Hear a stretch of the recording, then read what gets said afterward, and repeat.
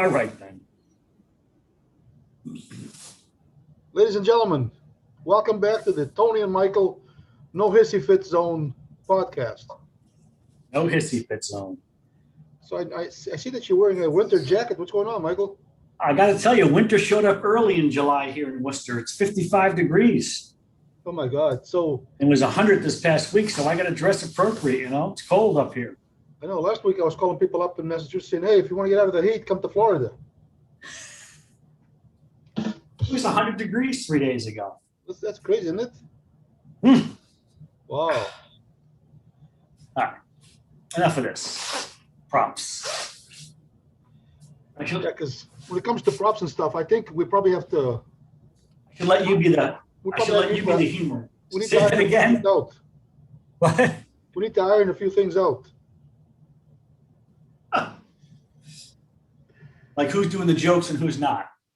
Yeah. So no joke though, the Bolts or the Tampa Bay Lightning, the hockey team, in the Stanley Cup Finals, and they're beating the Canadians 3-0, 3 games to nothing. I have not followed this at all. Canadians are up 3-0. No, the Lightning is up 3-0. Oh, well, that's good news for anybody in the Tampa area or anybody in America for that reason, I suppose. Yes, I'm So glad you brought that up. I'm homeland of the Bruins, so we got a lot of Montreal Canadian haters in this area who I'm sure are rooting for the Lightning and excited. So they're up 3-0. When's game 4? I'm This not weekend. sure. I can look it up, but it's probably tomorrow or something. I don't know, maybe Monday. Wow. So here's the deal. I actually have some friends that are from Massachusetts and some that live in Florida that are big Canadian fans, and I never understand that. Really?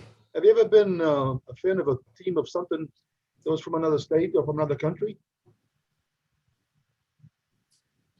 I mean, I don't know many Canadian fans in this area. It's a big rivalry of them and the Bruins. My goodness.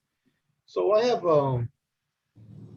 everybody can be a fan of whatever team they want, but I just don't understand if you live in America and if you live in Florida, why would you be rooting for the Canadians? I mean, that's bullshit. That is total bullshit. There's no question it I'm is. just saying. Just my opinion. Nobody has to agree with me.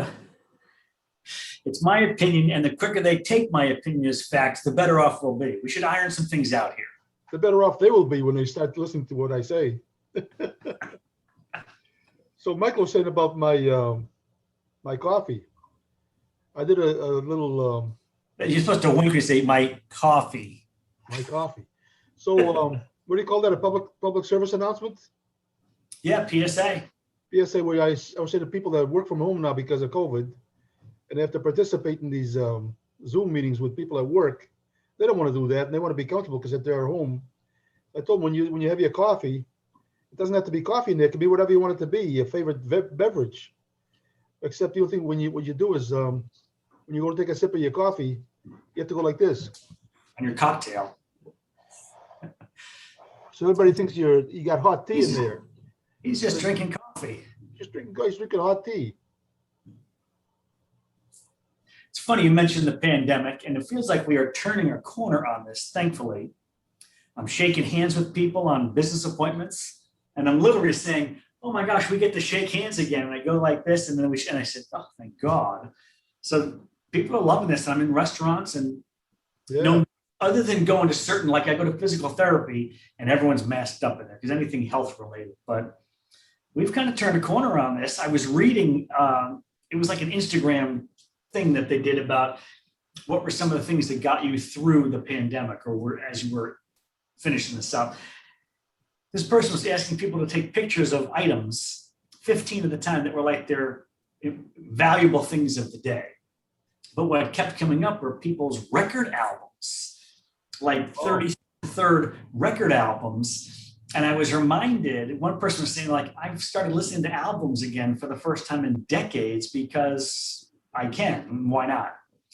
And it reminded me, I've got a friend of mine who just picked up a stereo system with a turntable and had been out record shopping. In fact, 2 weeks ago, there was I forget the date, but there was like a record store national thing where people go out to the record store and there are one-time purchases they can make the day of that event. Wow. And I remember that I've got 2 cases of albums in my garage that haven't been touched forever. In fact, I don't have a stereo and a turntable, but I'm kind of anxious to get one. And these businesses, I've got a friend acquaintance of mine named Joe who opened a business right on Main Street in Worcester called Joe's Albums. And it's like this incredible resurgence. And I started going through my box of albums, and it was so fun to go through and see the, what we've gotten away from is the artwork on CDs. And God forbid we go all this digital stuff. There's no more visual aesthetic to music anymore. I guess that was probably started to be replaced with music videos in the 80s, but like to go through old record albums, it was just incredible. Maybe I'm sure nostalgia was a big piece, but it was just so fun. And I'm going over to my friend's house with a couple of albums under my arm to go listen to records together. I'm like, this is awesome. Yeah. Do you have a turntable? Huh? Do you have a turntable on a stereo system? No, I had 2 or 3 cases of albums a while back, and I got rid of them. So now I have a good friend that lives over in the other side of Florida, in the East Coast. I told you about him before. He's very good with wordplay. Like if you give him a word, and he comes up with all kinds of stuff. Huh. Like for example, he'll one day he said to me, "Hey, CDs."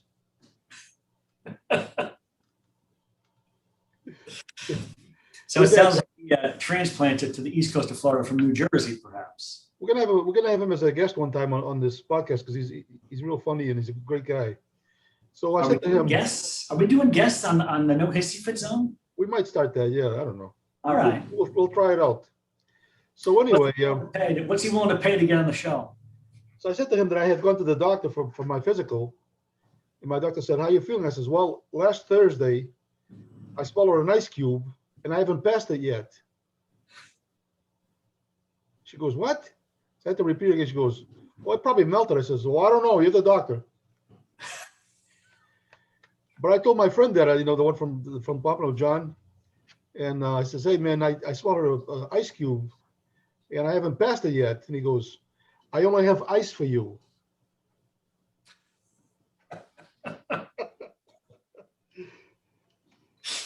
CDs? CDs. By the way, you might like this one. Oh, we're back to Boston. Live, Jay Giles. Back to Boston. Recorded live. I wonder where that was. Probably somewhere in Boston. But this one is the best one right now. Oh boy, now we're back to central Massachusetts. Still face. That picture was taken right in Webster Square in Worcester, Mass. So a friend of mine asked me the other day how I got started in playing guitar and stuff. And I tell a story because I think it's really cool. But how did you get started playing the drums? That's such a good question. I haven't answered this in so long. 5th grade, in the town I grew up in, 5th grade was the grade where you kind of have to pick an instrument. Oh. And very few people were playing any music before 5th grade. And if they were, it was all done through home. In fact, one of my best friends, I met him in 5th grade, Joe. And when we met, he was already a guitar player and doing all this. And so, it's concert band in elementary school. And I should talk to my friend Chris about this. Chris is a retired music teacher. And we went through school. I didn't know him in 5th grade. We met in junior high. But, it was trumpets and saxophones and flutes and clarinets. And I'm like, drums seem cooler than those. So I just started, I guess I was learning drums. And there was some, I guess, kind of very basic rudimentary, no pun intended, rudimentary lessons with like the band leader. But I guess I gravitated towards it pretty quickly because within a year of that, I was taking drum lessons. There was a famous might be too strong a word. Her name is Barbara Merjan, Merjan. She was a drummer in the town I grew up in, and she was probably 5 or 6 years older than me. So when you're 10, that's like a huge number. But I say that today because she's a drummer on Broadway today. This is her career. Wow. And I remember riding my bike to get to her house for a drum lesson once a week, and she was on the other side of town. It was easily 3 or 4 miles from my house, and all uphill, both ways. Boom. Um, but I remember buying my first drum set. I was in 6th grade. So within a year, my parents, God bless them, my parents are like, yeah, we'll support this and buy you a drum set and make all that noise in the house. I mean, I look back now like, God, they were beautiful people. But I can remember some details around this. It was, we used to have this thing called the penny saver, which was like a, Yeah, I remember that. Yeah. and it got delivered once a week, and you go through the for sale section, and I found them in my town. And I remember driving out with my dad to look at them. They were pearl white, 4-piece kit. Rogers, I think was the name. I think it was $60, which was a fortune at the time. What I didn't remember about this, my friend Joe reminded me, because I came to school the next day. The drum set came with a pair of drumsticks. Yeah. And I Yeah. school the next day with the drumsticks. And that was how I was telling my friends, and Joe especially, I got this drum set. I don't remember the story. He tells me, you had these drumsticks, and we all came up to look at your drum set. And so that's kind of how that happened. Huh. Very cool. So is that the Joe that I spoke to a couple times on the phone? Yes. Yeah, cool guy. I called, let's see here. Was I with you and we called Joe, or was I with Joe and we called you? I think it was with Joe and we called you to tell him, oh, it was the Beatles story with your buddy, Yeah. how he called his brother, and oh my gosh, Yeah. funny. So I used to play soccer. We had the Blackstone Valley Soccer League, and we had a team that kind of worked out of the Portuguese club in Hudson, Mass. And so there's one year where there's 2 guys that came into to play soccer with us that were new, and they just came over from the Azores, but they already spoke English, which was interesting to me. And they were really good soccer players. So when the season was over, we're hanging around. I said, "What are we going to do now? We got no more soccer." So one of them said, "Somebody give me a piece of paper and a pen." So somebody got a piece of paper and a pen, and he says, "Let me borrow your baseball cap there." And he wrote something on the paper, and he ripped up 5 pieces and crumpled it up and threw it in a hat. He says, "Pick one." So I picked one, and I opened it up, and it said rhythm. And then George Bragg opened his and said bass. Tony Shaves opened his and it said drums. My cousin John Laura opened his and it said keyboards. And then George, his brother George, opened his and it said lead. So I said, "What's this for?" He says, "You guys, we're going to start a band." I says, "Who's going to start a band?" He says, "You guys are." He says, "What the heck do we know about starting a band?" He goes, "Well, I'm going to teach you." I says, "What do you know about teaching us how to start a band?" So at that point, Louis Betancourt said, "I've been playing professionally since I was 7 years old, and I've done this before. I can teach you guys how to start a band." Right? So we go up to the upstairs in the 3rd floor of the Portuguese club where his band used to rehearse. And he gives me a guitar and he puts it on there and says, "Okay, put this finger on this string, this finger on this string, that finger on this string, and strum it so that it doesn't mute the other strings. They have to be, all of them have to be ringing." And my hand was like killing me. So he's doing that with the drummer. He's teaching Tony how to do a basic drum beat. And he's teaching John how to do 2 or 3 chords or something on the keyboard.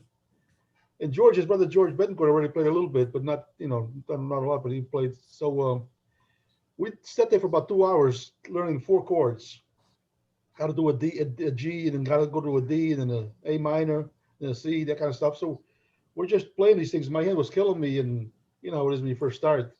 Yeah. So then after about 2 hours, we actually knew how to change those chords. When he told us to change, we'd go from a G to a D, then to a D to a D minor, so on, G, D, C. So he says, "Okay, now let's do this again. You guys seem to, you have it." And he started singing "Knocking on Heaven's Door" while we were playing those chords. I'm like, what the heck? We're in the band, man. On the first day, I was going to say by the end of the day you were playing "Smoke on the Water," but yeah, I got it. And so Louis, who put the pieces of paper in the hat? Louis Betancourt. So What a mentorship. And look, I mean, imagine that mentorship within that family. My goodness. so the father, one time we were rehearsing, this is after a while when we already played a little bit, and his father walked into the room. There's 5 instruments going on, we're all making noise. And he nodded at me, like to say hi. Then he walks over to me and takes one of the tuning pegs on my guitar, just tweaked it just a little bit, and he goes, I'm like, what the heck? How did he hear that there's 5 instruments going? He knew that one of my strings was just a little out of tune. I'm like, How do you hear that stuff? So crazy, isn't it? I bet he's one of these guys with a perfect pitch, just like. So at the time, Louis had a band that he did the same thing with. He took 4 guys that never played and he taught them how to play, and they had a band called Venus 5. And so when they were doing a gig, we're supposed to play 3 songs on the first break, right? So the first song was Jumpin' Jack Flash. Now we're supposed to start with the intro, right? So he wanted to make a big deal about it. So he had all the lights out, and he had the stage lights. He was going to turn on when we start playing. So I'm supposed to start that part, and then when everybody came in, the lights would go on. Right. It was really cool, but it wasn't doing anything. So he comes up and says, "What are you waiting for?" I says, "I can't see the guitar." He says, "Oh, come on, man." So he took my hand and he put my hand where I was supposed to be on the 8th fret, whatever it was. I still couldn't see it, so I said, "No." So he had to go turn one of the lights on a little bit so I could start. And then when we all came in, the sun went on, and all the people in the room were people that knew us. We're kids. We're like I think 17 or something, 16 years old. And it was such a cool thing. I said, "Wow, this is so awesome." That's so fun. And here I am, Great story. 45 years later, I'm still playing. Not as well as I used to, but I still play. Jumpin' Jack Flash. Oh yeah, I still play that.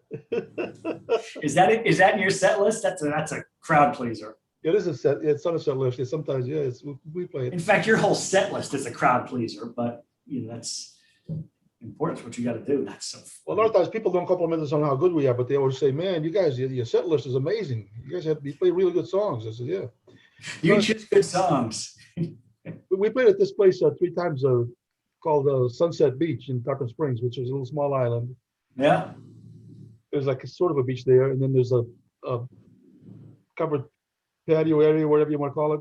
It's like an actual band shell or something. Yeah. So we're playing there, but while we're playing, the sun is setting behind us. Oh, So cool. And the last time we played, there was over 1,000 people there, according to the people that run it. And there was a group of people. This is so cool. Group of people that were sitting to my right off the stage.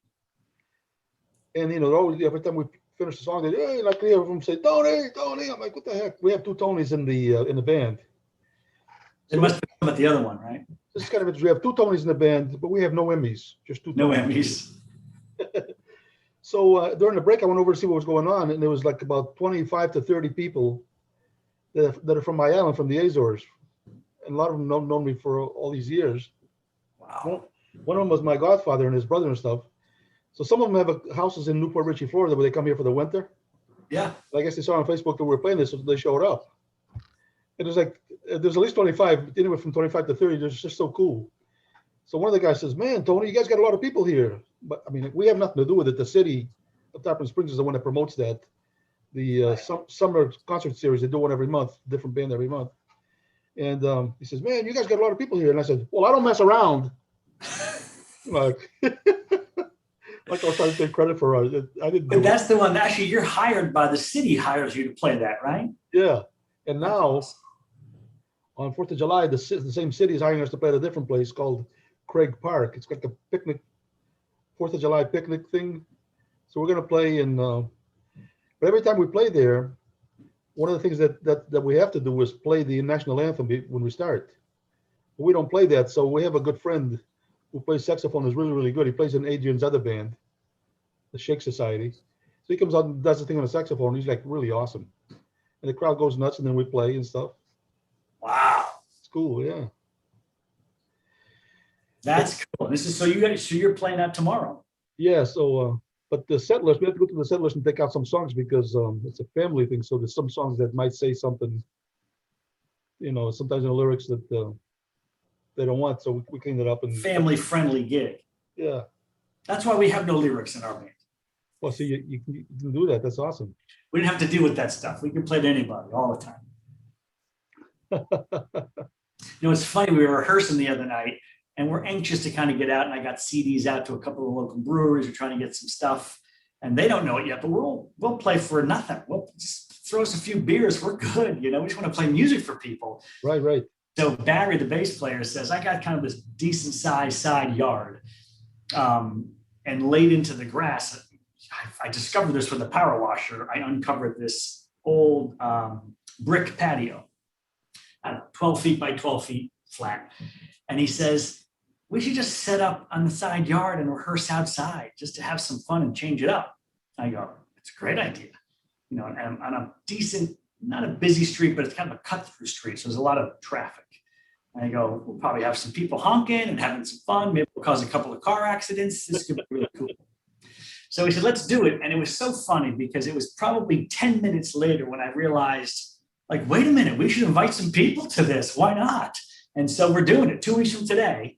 We're just going to have a fun afternoon jam in the side yard. And I think I got 10 people have already responded saying, we'll be there. You know, I said, bring a lawn chair to drink. We'll have some fun. So you sent me the text with that. So that address is his house? Yeah. So kind of expecting to be here. It's an important day. Yeah. But it'll just be fun to get out and play, you know. Ironically, there is a really well-known craft brewery, and they're popping up everywhere in New England, right up the street from me. And I've got an email into them. They have a CD of ours, and I haven't heard back. And when we're playing, they'll be within listening distance from us doing our thing. So maybe that will help. Awesome. I don't know. But we used to play at this Halloween block party every year. So what they would do is one guy would hire us, and then all the neighbors would bring food. And we had all these tables laid out in the front lawn, and people would bring food and beer. And love it, love it.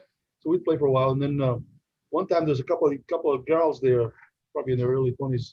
They got into a little bit of a beef, and they're pushing each other back and forth. And one of the neighbors is a cop, so he called the police because he didn't want to get involved himself. So 4 police cars showed up and the fire truck, right? And we just kept playing, you know.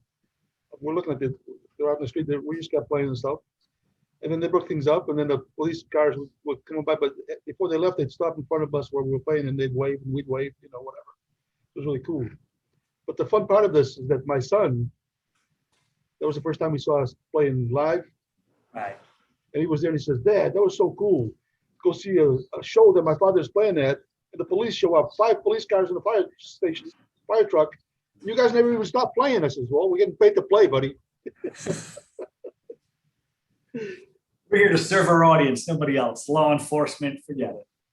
And then one time, I'll tell you this one more story, then we'll move on to something else. But we're playing at this private party at a house with a pool. And, you know, it's supposed to stop loud music at 10 o'clock at night.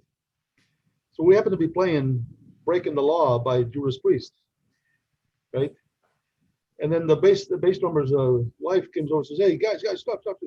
You really are breaking the law. The cops are outside to tell us that we need to shut down. So I said, well, tell them to come over here, you know, come talk to us. I want to talk to them. So they came back, and I said, so do we have to shut it down or just turn it down? He goes, well, you need to turn it down for sure because it's 10 o'clock and we had somebody called. So if you turn it down, they need to be. So we were playing Breaking the Law, and the police showed up while we were playing that. I mean, it's not one of those things that you can do. When they told us to turn down, we all felt like.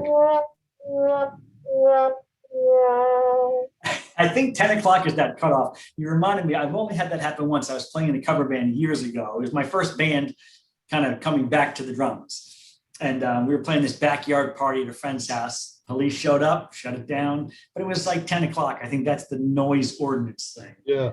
But what got funny, I was just sharing with the guy I play in a band with now, the video of that Extreme song, King of the Ladies. And they have they're playing in the backyard. You know, yeah, that was cool. Yeah. At a house in Hudson. At the end, Kevin gets arrested. Hudson police show up and they arrest him. They handcuff him.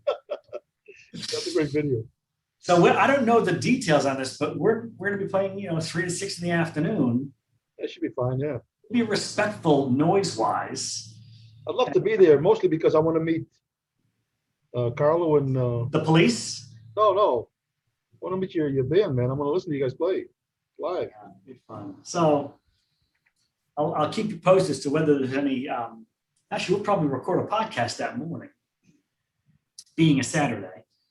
Oh, that's funny. So total transition, but you're talking about how Louis was helping you guys out, and suddenly you didn't realize it, but you're playing a song. So this past week, I have pulled the trigger and started on a lifelong dream of mine. Literally, it's been a dream for 35 years, which is to get my pilot's license and fly civil engine airplanes. So I started with my very first, they call it like a discovery flight. It wasn't my first lesson, but I'm in this little plane with this instructor. It was just, oh my God, you can imagine after 35 years of dreaming about this and pictures everywhere, I'm like, I'm doing this. So long story short, we get out to the edge of the runway. We're about to go up the runway. And we're talking on these headsets. It's a little Cessna 172, tiny little plane. And he says, we're going to be rolling up the runway here. And I got to say something. And don't worry about that. When I say rotate, I want you to take this little steering wheel, it's called a yoke, and just pull it back slightly. And what you want to do is have the nose of the plane, like if you just look over and see the nose of the plane, bring that up level with the tree line where the tree meets the sky. I go, okay, I can do that. So we're doing this. And suddenly I realize I'm doing this. And what he didn't tell me was you're taking off. And I'm like, oh my God, I'm flying this plane. It was amazing. So it was fun. I was a little nervous through lots of this. But I guess that's like opening night jitters. You get over it. When we were all done, I said, I guess some of the stuff I was nervous about, I won't be as time goes on. And he said, oh, you won't be next time we go up. So I have started this thing and I've got my next 8 lessons booked. And probably, I mean, it might be a little quick, but by Halloween, perhaps, but certainly Thanksgiving, I'm going to be a pilot. That's awesome. So I'm excited. I'm excited about it. So, you know, the Auto Trader magazine, Yeah. they also have a thing called Aero Trader, which is airplanes. I've been picking that thing up for years and just looking through it. You know, people are shocked to find out how inexpensive you can buy a plane for. Now, you can spend a fortune also. And I remember being surprised by how old, like you could buy a plane that was made when we were born. And then you think, isn't that unsafe? Because I'm not buying a car that was made in the 60s because they just don't work anymore for the most part. But planes have to go through these annual inspections and inspections based upon how many hours you're flying. And so they're in perfect condition no matter how old they are. The plane we were just flying in was, I think it was 70s or early 80s. Oh. So, but yeah, Aero Trader, you could buy a plane for the cost of like a nice automobile. So I worked for Aero Trader for 4 years. You did? Yeah, selling advertising. And we went to Palm Springs to AOPA, which is the airline owner pilot association or something. Yeah, yeah. So we were working the trade show because, you know, we had a booth there with the magazine. And then one of the guys I went with, Bruce, has been a pilot for years. He's got all kinds of licenses. He can fly the big jets and the whole deal. So he rented a Cessna 152. Tiny. He went for because he wanted to show me something. There's a place over there just out of Palm Springs, California, called the Salton Sea, which is a lake in the middle of the desert that has salt water. Wow. And when his dad, during the war, his dad used to fly a fire. What do you call those planes? The ones that shoot the fire. Oh, the ones that when they drop the water? They drop bullets. I mean, bombs and stuff. He was a firefighter. Yeah. So he wanted to show me what that was. So we're flying into this thing, and he takes a cigarette out of his pocket and he puts it on the dash of the plane. And says, "Check this out." And he lifted it, and then he dropped it, and the cigarette started flying. You know, started floating, and he caught it in his mouth. He says, "I was feeling kind of queasy with that because it felt weird, you know." So he let me mess with it for a little bit, and then we're coming down towards. He wanted to show me what his father used to do because he used to practice diving into the lake to drop the bombs. He says that's what my father used to do. So when he did that, I was like, you know, we're going straight down now, and I was like, whoa! But there was some ducks or something that flew out of the water when we were coming down, and he says, oh shit! And he took a turn real quick and went the other way. So it says, if one of those things hits hits our prop, we're done. So I said, wow, thanks a lot, buddy. So is the duck, by the way. So he was so cool. So when we're trying to land, I know it's time to land. He wanted me to reach the camera that he had in the back seat, but I couldn't reach it because of rush. So he reaches behind me, he grabs the camera, and he's filming while he's landing. You know, one-handed and filming, right? And I'm like, what the heck are we doing here? I didn't know how good he was at this stuff. And sure enough, he landed with one hand, and it was so cool. It was like a really good experience. Yeah. It was I was nervous I think what they do with this flight, this discovery flight, this is what they have people do first to see, because a lot of people walk away from that going, yeah, this is not for me. Right, yeah. So he said, I'm going to do a steep turn. And I'm like, I kind of reached down and hold my seat like, okay, and he banked to the left and I'm on his left. Now I'm down below him. And I'm looking out the window directly to my door window. And when I looked out, I'm looking directly down at the ground. That was how steep this turn was. Then he went the other way. I was pretty comfortable with it. But I think their thinking is, let's see if we can scare these people out. Like, how committed are they to this, right? And then there's this thing I've been so scared of for years called the stall. So a plane, single engine planes work because you've got enough airspeed under the wing to keep it lifted aloft. And if you get to too slow a speed, there's not enough wind current to keep, and you'll stall and just drop. And he goes, okay, we're going to do a stall. And that's when I said to him, okay, I've known about this for a long time. This scares me. He goes, oh, this is nothing. Sure enough, it really was nothing. But he slowed this thing so far down. And a lot of my nervousness was it feels like you're about to just drop out of the sky. Yeah. When you have when you don't have enough airspeed to keep you aloft, you start to drop. And all you do is drop the nose because that brings speed and you're back. And it really was nothing. But I remember being scared of something and what I created in my mind to be. And the reality was, it wasn't. Of course, there's a whole lesson there for life because that's most of what we do anyway. But it was pretty good for you, man. It was fun. So, yeah, I got my next lesson on Friday, the July 16th, and I'll start there and I'll keep you apprised of the situation. And so maybe we'll be recording my half of the podcast from the air. Wow. So that thing with the turn, that reminded me of, I used to do a COD turn back in the 70s in my car. I don't know if you remember those. A what? A COD turn? No. You know how we used to use that stuff for the vinyl seats? Yep. It was that stuff we put on to make them shiny, but it also made them slippery. And so in the 70s, if you're taking a girl for a date, you make sure you had enough of that stuff on the seats. And then you put your arm over the seat like this, because it was a bench seat all the time in those old cars. Turn to the right. Take a sharp right. And all of a sudden she slides over. So it's a COD turn. Come on over, dear. And she slides over right under your arm. So you say, oh, I got you. I got you. And then you say to her, you're being awfully aggressive, aren't you? Yeah. COD turn. I never got slapped with that one either. It always worked. It always worked. And then came the bucket seats. Whoa. So how long does it take you before you can be officially a pilot?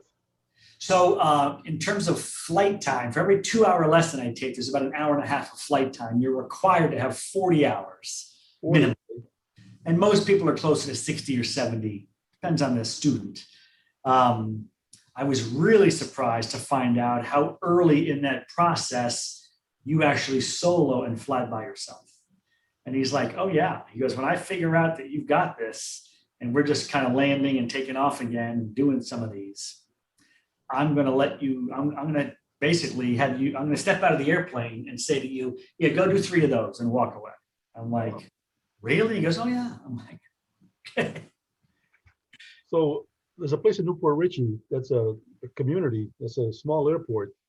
People fly in and then they taxi their little plane right into their house. They have a hangar attached to their house. Yeah. So we played there one time for a birthday party. It was so cool. Really? Yeah. Big house, like 8,600 square feet. And they had a big hangar with a little plane inside there.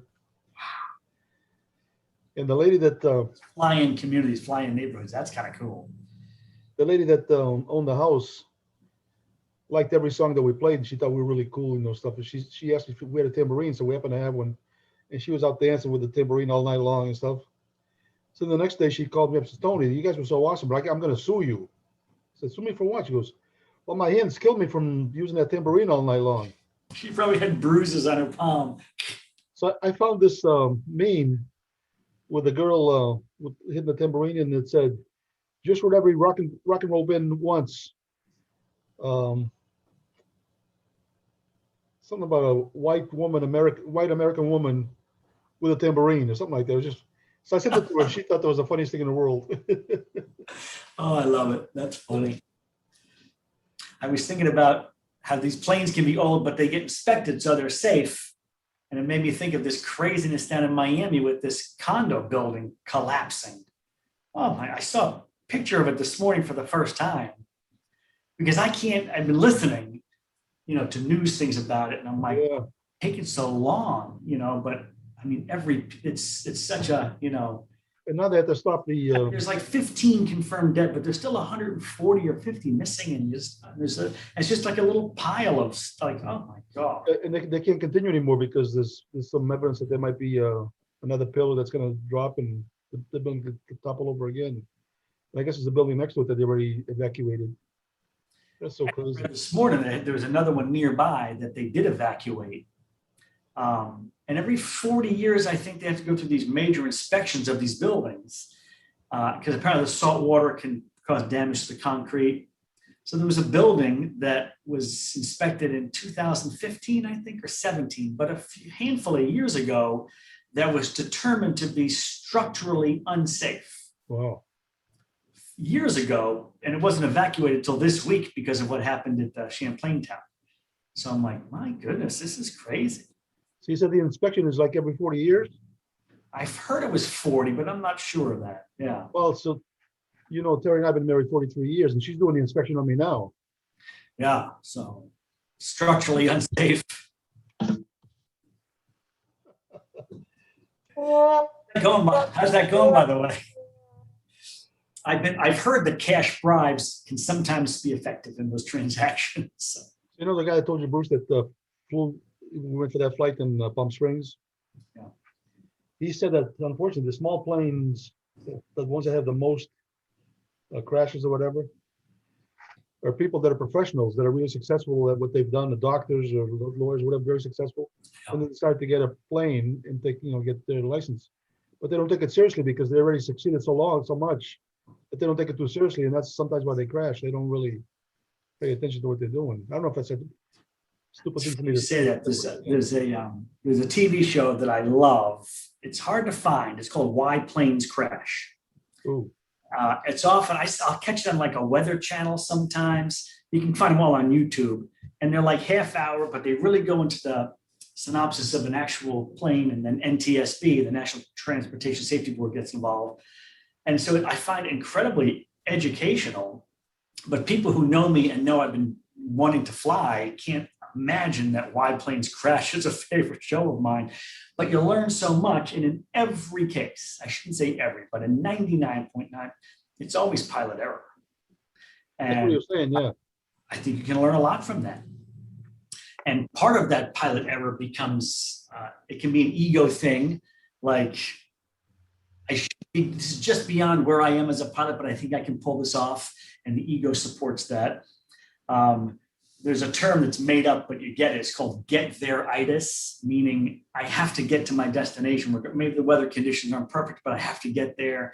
And this is the stuff that has people making these mistakes that, the compound effect, that book written by Darren Hardy. Have you read The Compound Effect? No. Anybody in business needs to read this book, but it's about little decisions we make every day that will either get us to success down the road or failure down the road. It's all our daily habit, our daily routine. And so suddenly you're in a flight where you've compounded a couple of mistakes, and then it's too late. And you're in a situation you can't get out of. Yeah. It's crazy. So you tell me that, you can do a single prop plane, this small one. But if you do the dual plane, the dual props, one on each side, you have to learn how to shut one engine off, because now the plane wants to do this stuff. Right. And you have to know how to adjust for it to maneuver that way. He said that's a tough thing. Yeah. That's many ratings from where I am currently at. So years ago when I started real estate, I had a friend that was a mortgage broker, and I used to do a lot of my mortgages for my clients through him. And he had a plane, and he had a license. And he asked me if I wanted to go for a ride with him one day from Tampa to Daytona Beach. And because I had worked at Aerotrade, I knew a little bit about it. So I said, are you IFR or VFR? He goes, oh, VFR. I says, what happens if it rains or something? He says, well, I just follow I-4 from Tampa all the way over to Daytona. I said, what if it starts raining? You can't see the road. He says, oh, we'll figure it out. I says, no, I'm not going. We'll figure it out. Ding. There's something about him I just didn't trust. I didn't want to get in his plane, if you know what I mean. Because he wasn't. Factor. I've been asking people kind of like, you're going to fly with me? And most are like, yeah. And I always say, I would never even ask you until I am completely, which is way past my certification. Right. You'll love this story. So my dad got some great response, by the way, on last week's podcast. But my sweet dad, when I was asking him about, hey, so I'm going to be doing this. You're going to fly with me? And before I could get the sentence out, he's like, no.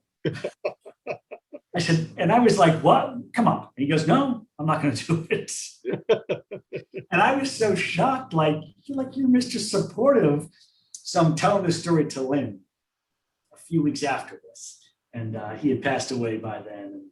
And so I'm telling her this story. And I love her response because it was, first of all, really funny. But also she knew me well enough to know that it was going to be funny for me. So I'm telling the story. She says, boy, some people do anything to get out of flying with you. Wow. I said, that's it. I'm going to bring his ashes in the urn and bring him up with me. Whoa. I'll teach that guy. Oh. Yeah, I love that podcast. I watched it a couple of times that we did last one because you're talking about your dad and I was a sweet man and stuff. It was a beautiful tribute to a beautiful man. Yeah, that's awesome. Yeah. 95 years old. I mean, he lived a pretty good life. A long life. What a legacy. Yeah. Quite a legacy, yeah. Yesterday was my parents' wedding anniversary, actually. So I posted something on Facebook with a picture of them on their wedding day. I saw that, yeah. I just had this visual of the two of them back together again, dressed just like that, and like skipping through this field. So I kind of put that out there yesterday. It was fun. So good stuff. So when Terry and I got married 43 years ago, she wasn't a great cook. I mean, she's a great cook now, but she wasn't that great back then. And I love oven roasted chicken. So she was making one for me. So she says, hey, check the chicken. So I opened the oven. There was two chickens in there, a big one and a small one. She said, Terry, how come we get two chickens in there? There's only two of us. We don't need two chickens. She goes, duh. When the small one is burnt, the big one's ready.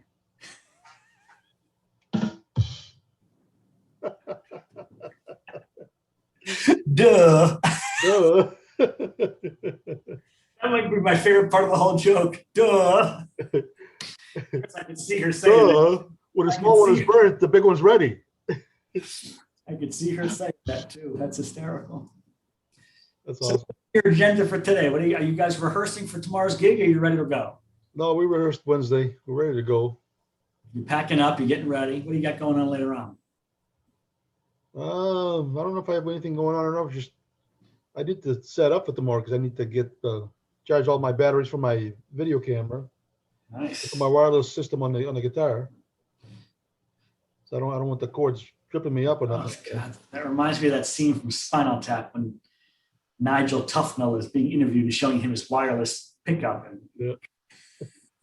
I don't remember that part. Yeah, he's talking about being able to run around and my wireless and oh God, that's funny. How's the weather there? How's the weather in Tampa today? Perfect. Nice. We got rain and 55 degrees. And so what I'm going to do is get ready to go back out there. Wow. I got some stuff I got to do in the garden. So right now it's 81 degrees here. On our exit here, I'm going to get ready for it. Really? Is it that cold? Well, no, but it's a prop for the show, and I'm hoping to get a couple of laughs, to be honest. Thanks for calling me out. Duh. Duh. Oh, boy. That's too funny, man. All right. What are you doing this afternoon? Well, I really am getting ready to go outside. Yeah, you're zipping up. Well, obviously, you're ready to go. And I'm planting a garden. I'm actually transplanting some stuff, and it's cooled off enough to be able to transplant. Nice. I sound like a gardener. I'm just really a manual laborer who works in the dirt. But oh, manual labor. You Mexican?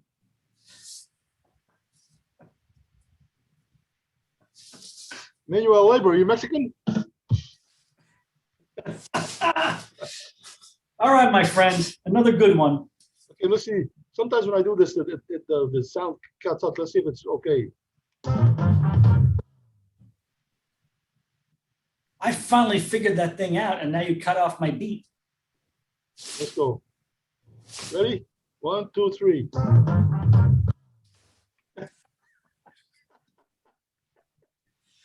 See you next time. This thing should be on bloopers and what's it called? Bloopers and practical jokes. Too much, huh? Good gig tomorrow. Enjoy it. Thank you. So we got to be there 9 o'clock to unload. We have to be unloaded and set up for 10, even though we start playing at 11. They have these rules. Of course. So I got to get up at 4:30 or something. 4:30. No, just kidding. You got to abide by the rules because you can't be breaking the law. Ouch. See what I did there? That was good. So, we've been playing stuff like Come As You Are. Mm-hmm. That one up because it's somebody says, I swear we don't have a gun. I don't have a gun or whatever. So we can't do that song, Oh. See, we have to be careful what the lyrics are. Everyone's very sensitive today. Yeah. That pendulum is swung all the way. Everyone's very sensitive. Let me tell you about my rights. Oof. Interesting times. So you got to edit your set list to be appropriate. Yeah, which is okay. Well, you wouldn't be a rock band if you didn't. So.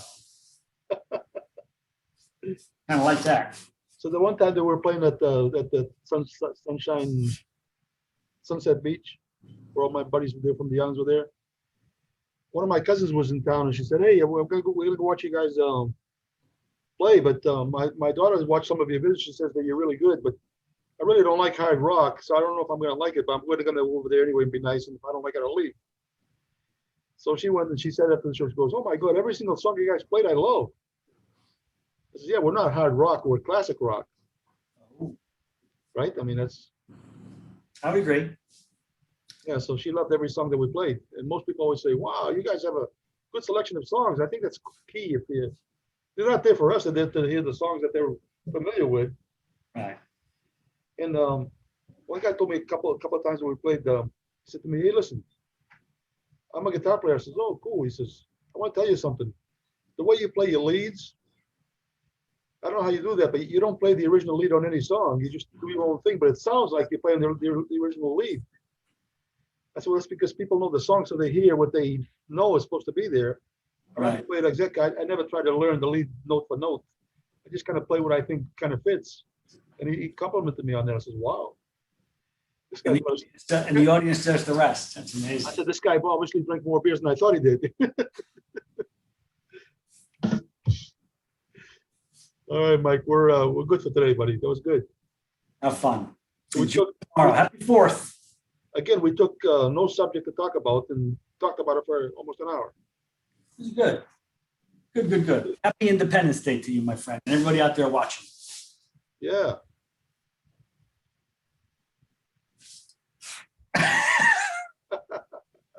We'll talk soon. Okay, buddy. Take care.